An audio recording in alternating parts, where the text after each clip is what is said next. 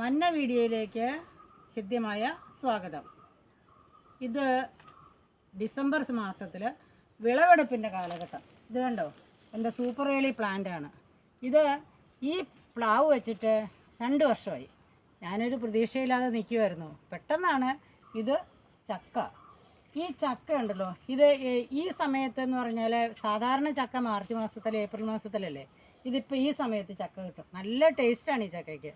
ഇതിന് നല്ല കളറും നല്ല രുചിയാണ്. ഇത് ഒരുമാതിരി മൂത്ത പഴുക്കുന്നതിന് മുമ്പേ തന്നെ ഇതിൻ്റെ മണം നല്ല മണമാണ്. ഇതുകൊണ്ടുണ്ടല്ലോ, ഇത് വിളഞ്ഞാൽ നമ്മൾ ശ്രദ്ധിക്കണം, അണ്ണാൻ കയറി അറ്റാക്ക് ചെയ്യും.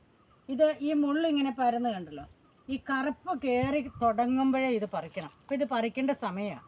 ഇത് സ്വല്പം കൂടെ കഴിഞ്ഞ് പറിച്ചാൽ ഇതിന് ഒരു ഫംഗസ് പോലത്തെ ഒരു പാട ഇങ്ങനെ അതിൻ്റെ മുകളിൽ വര പോലെ വരും.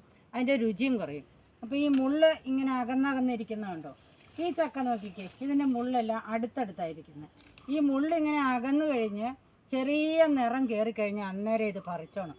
ഇതിപ്പോൾ ആയി വരുന്നേ ഉള്ളൂ. ഇതൊരു 2 ആഴ്ച കഴിഞ്ഞാൽ ഇത് പറിക്കാം. വേറെ ഇവിടെ ദൈവം സഹായിച്ച് കുഞ്ഞു ചക്കകൾ ഉണ്ടായി വരുന്നുണ്ട്. പിന്നെ ഒരു ചക്കയുടെ പാകത്തെക്കുറിച്ച് ഞാൻ പറഞ്ഞല്ലോ, ഇതാണിത്. ഇത് ഇച്ചിരി ലേറ്റായി പറിക്കാൻ. കണ്ടോ, ഇത്രയും നിറവായിപ്പോയി. ഇത്രയും നിറവായി കഴിഞ്ഞപ്പം ഇതിൻ്റെ ചുളയിലൊക്കെ കണ്ടോ ഓരോ പാടുകൾ വീണിരിക്കുന്നത്. ഇത് നിങ്ങൾ ശ്രദ്ധിക്കണം. അപ്പോൾ ഇത്രയും വരെ ഈ കളറാകുന്നിടം വരെ വെച്ചേക്കരുത്. ഈ പാകത്തിന് അത് പറിച്ചെടുക്കണം. ഈ കാര്യം എല്ലാവർക്കും അറിയാമല്ലോ.